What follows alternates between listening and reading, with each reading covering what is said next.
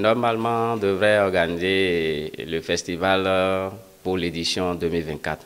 Mais vu les dépenses effectuées août passé, on a jugé bon de mettre ça sur 2 ans. Donc ça fait août sur prochaine qu'on va organiser le festival. Mais néanmoins, ceux qu'on a aidés pour le FA ont commencé par nous déranger.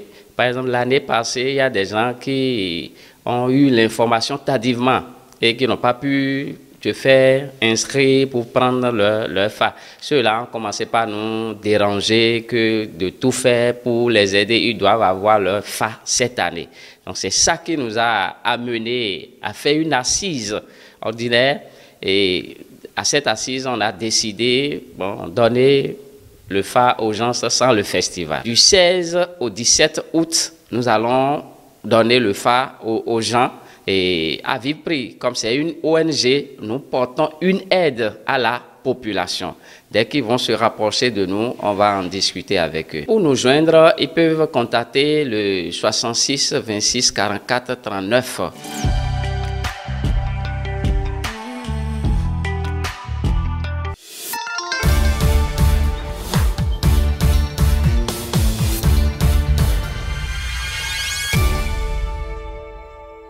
Lundi 3 juin 2024, c'est l'heure du premier JT de ce 6e mois de l'année 2024. Amis internautes de Royal TV Bénin, salut, voici le sommaire. Mise en œuvre du PAG après 8 ans, les membres du gouvernement exposent les avancées dans la commune de Bonon. Examen du certificat d'études primaires, session de juin 2024. L'école primaire publique à Ouandi-Rouvet, dans la commune d'Adiara, abrite le lancement des épreuves écrites dans le département de l'Ouémé. CEP 2024, message du ministre des Enseignements maternels et primaires aux acteurs de l'éducation et à la nation béninoise. Nouveau salut. Dans le département de l'Ouémé, c'est au complexe scolaire à Ouandi-Rouvet, dans la commune d'Adiara, que le préfet de l'Ouémé, Dr Marie Akpotrossou, le directeur départemental des enseignements maternels et primaires, Agossou Denis Sosa, puis le maire d'Adiara ont procédé au lancement des épreuves écrites, orales et sportives du CEP 2024. Ubin Lonou et Grégoire Mbedi pour le point. L'examen du certificat d'études primaires session de juin 2024 a démarré ce lundi 3 juin sur toute l'étendue du territoire béninois.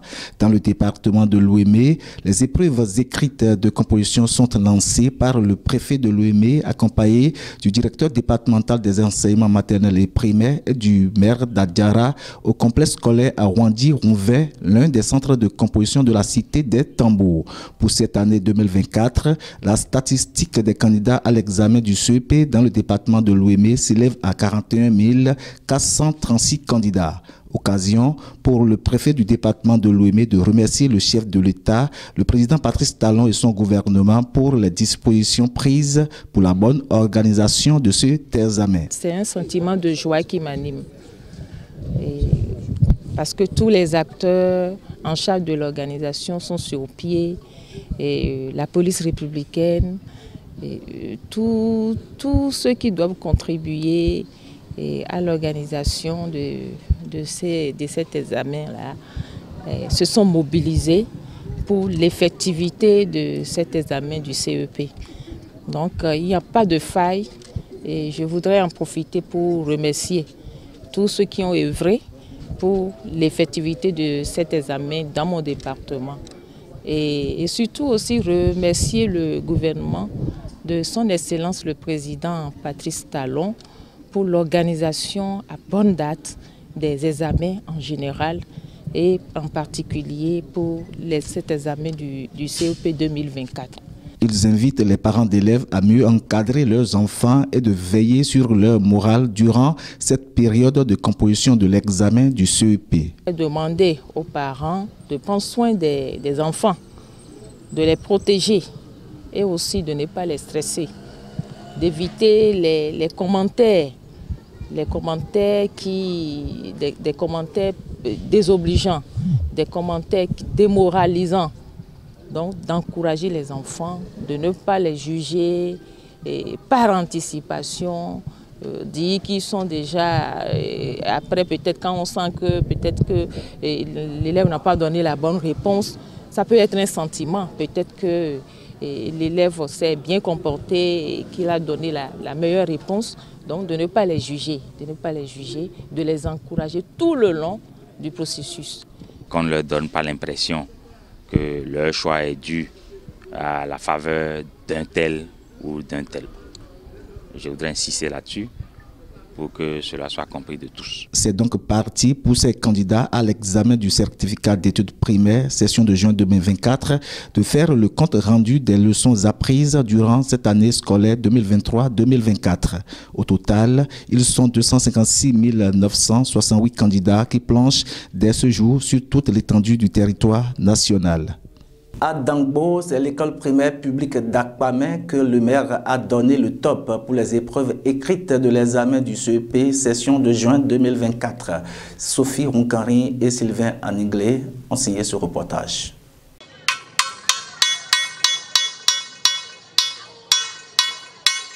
C'est parti depuis ce matin pour la phase écrite de l'examen du certificat d'études primaires CEP session de juin 2024 sur toute l'étendue du territoire national. Dans la commune de Dangbo, le coup d'envoi des épreuves est donné dans le nouveau centre de composition, l'EPP Akpamé, par la première autorité communale. Les enfants ont répondu présents dans les centres. Les examinateurs sont aussi présents. Et tout le dispositif mis en œuvre suit le cours normal de l'examen et j'en suis très fier. Je suis arrivé à Akpamé parce que Akpamé est le nouveau-né des centres dans ma commune. De 8, nous sommes passés à 9. Il est de bon ton que je passe doper le moral aux enfants et aux enseignants pour leur donner la conduite à tenir face à cette épreuve importante du cursus scolaire des enfants. Donc je suis là juste pour le lancement officiel du CEP à Akpamé pour tous les centres de la commune de Dangbo. C'est mettre au niveau des CC la liste des surveillants, la liste des mangements, les épreuves sont déjà là. Plus rien ne reste, tout est déjà là pour que les candidats composent normalement. La statistique aujourd'hui, ils sont environ 2561 à composer cette année au CEP. C'est un score qu'on peut dire qui dépasse légèrement celui de l'année dernière. L'innovation qu'il y a, c'est que nous avons un nouveau centre. Nous avons un nouveau centre qui est venu s'ajouter à ce qu'on avait. Et nous sommes aujourd'hui maintenant à un effectif de 9 centres dans Dangbo. Pour un bon suivi de ces candidats, les autorités font des doléances auprès des parents d'élèves et rappellent les interdits à respecter. Je leur demande de bien suivre les enfants parce que nous sommes en juin, temps saison pluvieuse où les maladies sévissent.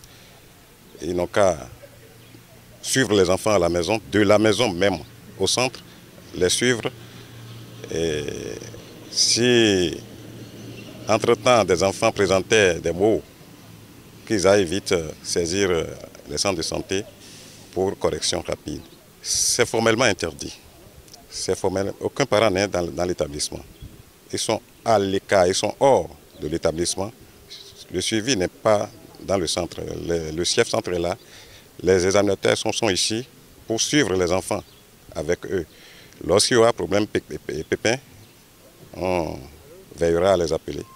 Et je crois que personne ne doit rester dans le centre. Aucun parent dans le centre, non. C'est interdit. Notons que ce lancement est marqué par la vérification des pièces d'identité, des conseils pratiques aux candidats surveillants et le déballage de l'enveloppe contenant la première épreuve. À la veille de la composition de l'examen du certificat d'études primaires session de juin 2024, le ministre Salimane Karimou a adressé son message aux acteurs du système éducatif et à toute la nation béninoise. C'est à travers ces extraits. L'année scolaire 2023-2024, qui a démarré le 18 septembre 2023, tire progressivement à sa fin. Le compte à rebours est donc engagé.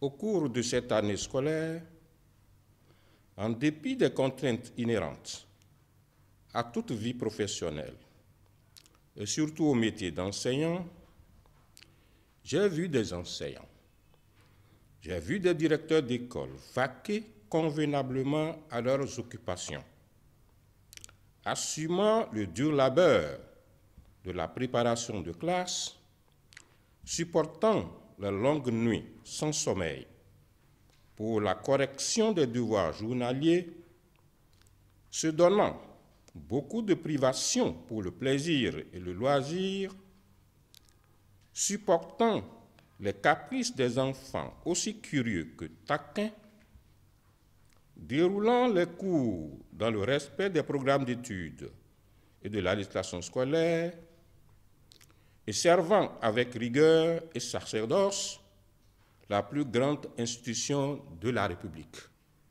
À vous, chères candidates et chers candidats, restez sereins, déconcentrés, confiants en vous et sans panique. N'oubliez pas les consignes et conseils de vos maîtres et directeurs de vos écoles. Les épreuves d'examen ne portent sur rien d'autre que ce qu'ils vous ont enseigné. Pour cela, n'ayez donc pas peur. Soyez à l'heure dans vos centres respectifs, du début jusqu'à la fin. N'oubliez pas votre pièce d'identité et tous les outils de travail nécessaires à l'examen. Vos maîtres et vos parents comptent sur vous. La République compte également sur vous. C'est sur ces mots que je lance officiellement les épreuves écrites, orales et sportives de l'examen du certificat d'études primaires CEP, session de juin 2024. La journée du 1er juin 2024 est déclarée journée nationale de l'arbre. Ce samedi 1er juin 2024, le Bénin célèbre la 40e édition de cette journée. Occasion pour l'association de développement de Couvet dans la commune d'Agro-Missirité de mettre en terre des milliers de jeunes plants. Une initiative appréciée par les autorités communales de cette commune. Plus de précisions, c'est dans ce reportage.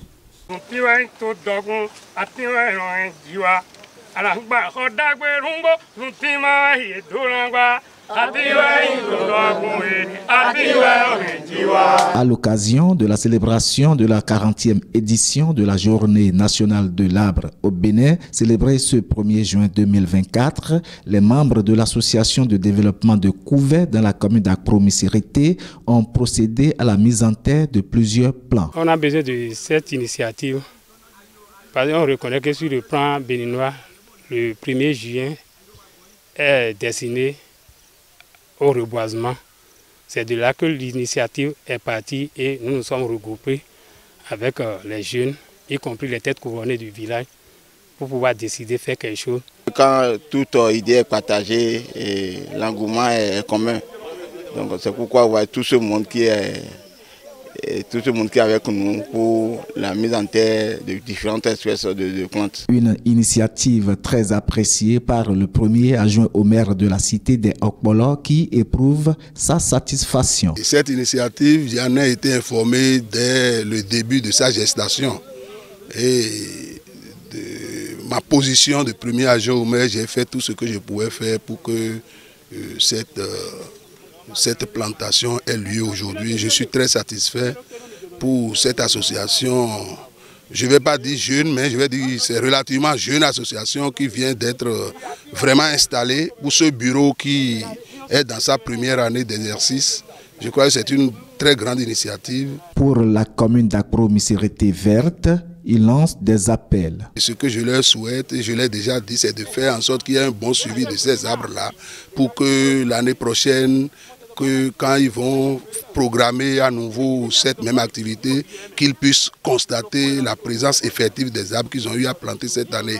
Parce que nous avons eu des expériences malheureuses dans d'autres zones où des arbres, chez moi-même, où des arbres ont été plantés, mais une année après, on ne retrouve que quelques pieds isolés.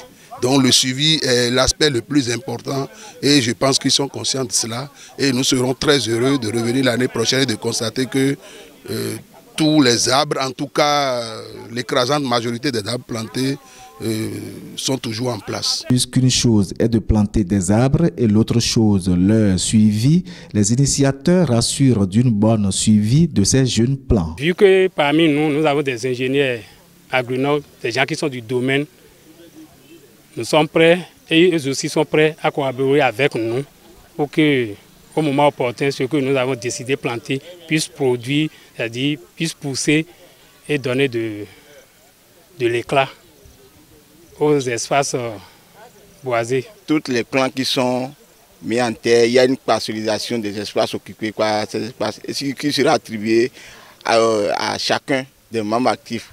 Donc, ils seront chargés de l'entretien de ces plants et le compte rendu sera fait de temps en temps.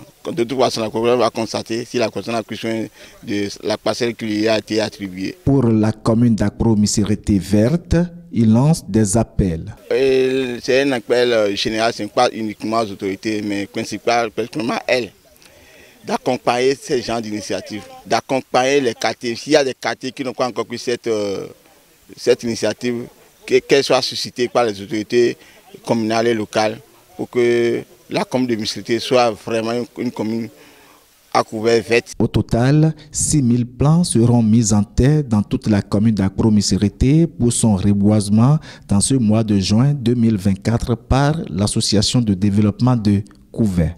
Après 8 ans d'exécution de son programme d'action du gouvernement PAG, le président Patrice Talon, à travers les membres de son gouvernement et cadres de la mouvance présidentielle, ont commencé une tournée de reddition de comptes dans tout le Bénin. Ce vendredi 24 mai 2024, la délégation de l'OUME s'est rendue dans la commune de Bonon pour faire l'exposé des avancées de ce PAG dans la commune 8 ans après. Suivez le point. Après 8 ans de la mise en œuvre de son programme d'action du gouvernement, le président Patrice Talon a initié une tournée de reddition de comptes. Le vendredi 30 juin 2024 dernier, les membres de son gouvernement et certains cadres de la mouvance présidentielle ont exposé les avancées du PAG dans la commune de Bonon 8 ans après. Le gouvernement de notre pays, depuis 8 ans, a commencé une haute activité, d'intense activité dans notre pays. Et ça a été réalisé dans toutes les communes du Bénin. Et la commune de Bonon a l'honneur aujourd'hui de recevoir cette délégation afin que nous puissions suivre l'exposé de tout ce qui a été fait dans notre commune et de tout ce qui est en attente. Une démarche très appréciée par des élus. À la tête d'un État, on ne peut que faire ce qui concerne l'État. Personnellement, comme vous le voyez, je suis premier adjoint d'une commune. Peut-être que mon village n'a pas bénéficié de tout ce qui se fait au niveau de la commune. Ce qui importe pour moi, c'est qu'est-ce que le Bénin devient, qu'est-ce que le chef de l'État est en train de faire. Il y a des projets qui impactent des communes ensemble. Nous sommes ici, nous sommes en train de parcourir tout le département de l'OUME. Je crois que cet exercice est très important et ce que j'ai noté depuis que nous avons commencé hier, c'est qu'au-delà de tout ce que nous disons, je pense que les populations même sont en train, sinon capitalisent déjà à leur propre niveau les actions clés du gouvernement. Tant qu'il reste à faire, rien n'est fait, dit-on. Les élus de la commune de Bonon ont reconnu les prouesses du PAG dans leur commune. Mais dans le secteur de l'eau, rien n'est fait. Par rapport à l'eau, dans toute la commune de Bonon, de façon générale, rien n'a bougé.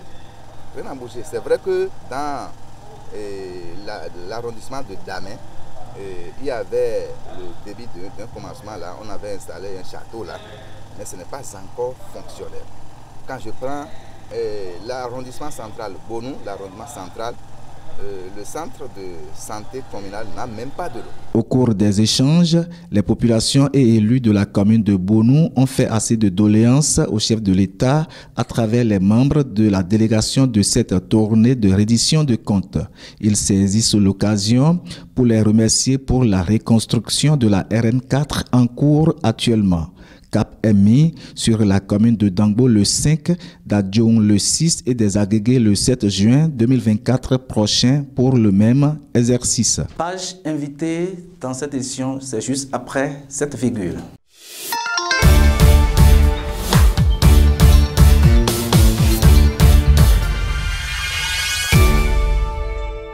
Donna Oda Saroimon, bonjour. Bonjour Eric Chikoutika. Vous êtes fan du Courant. Le samedi 1er juin 2024 a lieu la grande finale de la Ligue des Champions. Vous avez suivi sûrement les deux équipes qui ont croisé les crampons pour cette grande finale. Quelle appréciation donnez-vous d'abord à la prestation de ces deux équipes à la première mi-temps?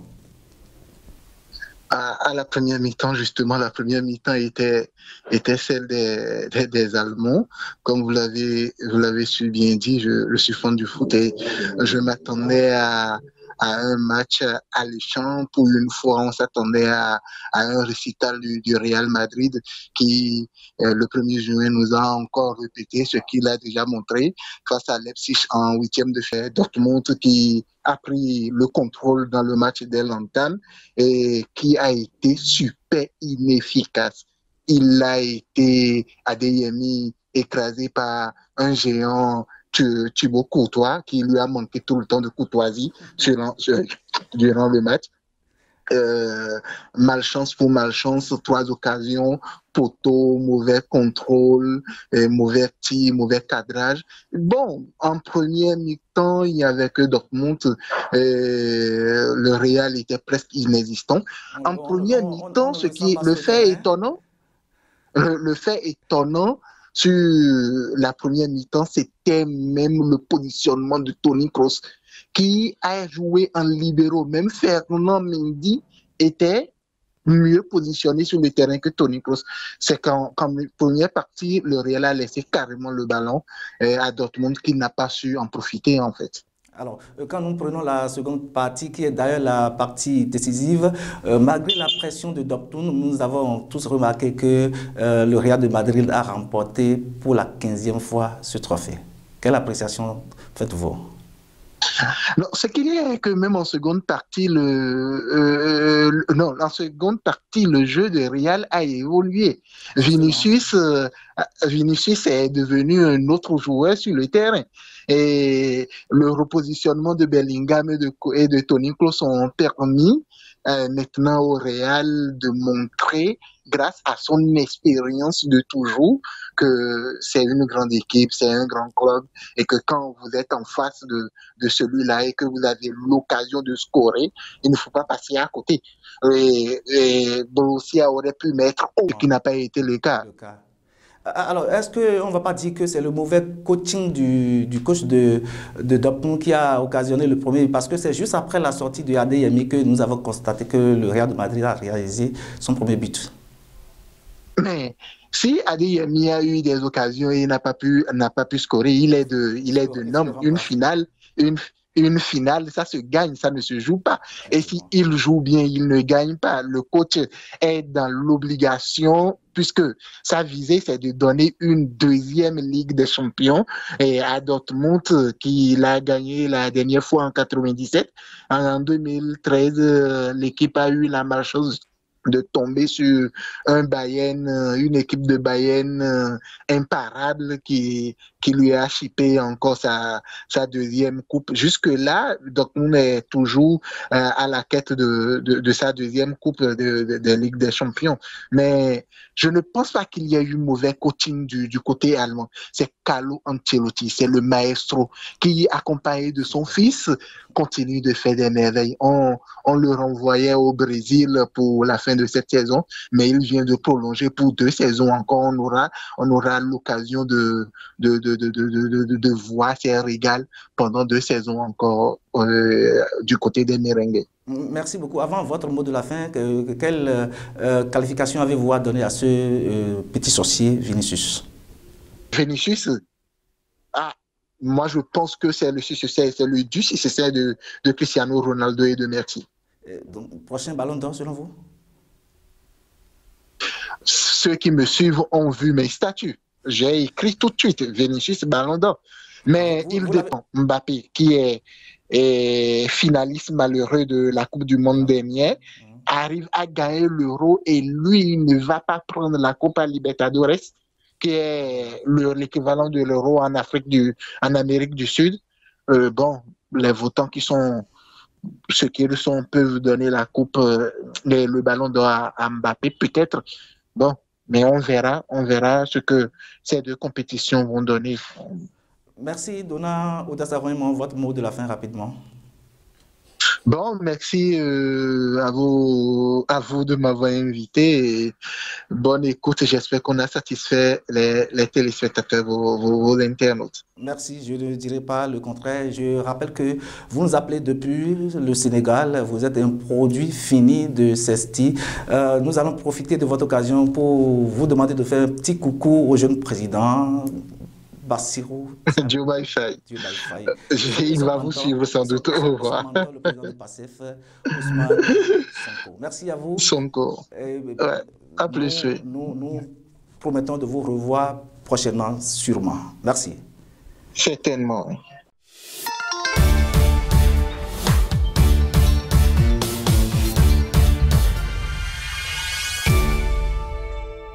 Le rêve d'un parent, c'est de voir réussir ses enfants sur le chemin de l'école. Mais l'atteinte de cet objectif requiert des préalables, surtout en cas de préparation d'un examen.